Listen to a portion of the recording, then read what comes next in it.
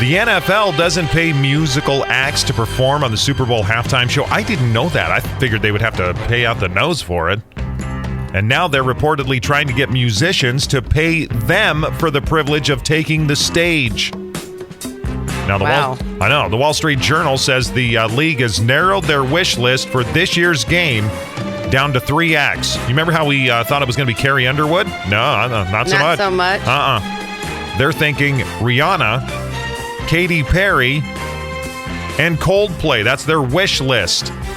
Now, according to sources, league reps have been checking around to see if anyone would actually pay to play. And naturally, the people they've talked to have not been super receptive to that.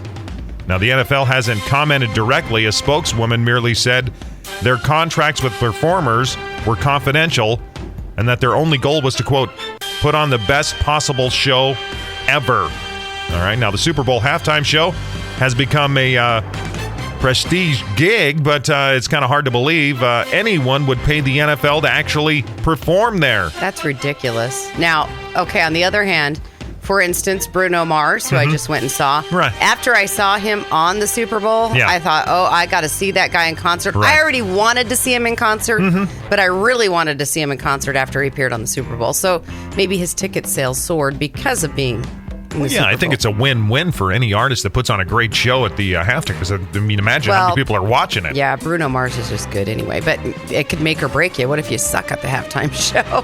And that's happened many a times.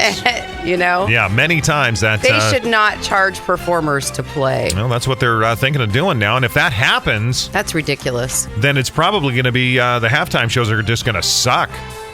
Honestly. Wow. Oh, by the way, the NFL is apparently ignoring the people who obviously want to see Weird Al Yankovic get the gig. As of last night, the petition that's been going around to see Weird Al perform was up to 126,000 supporters and climbing.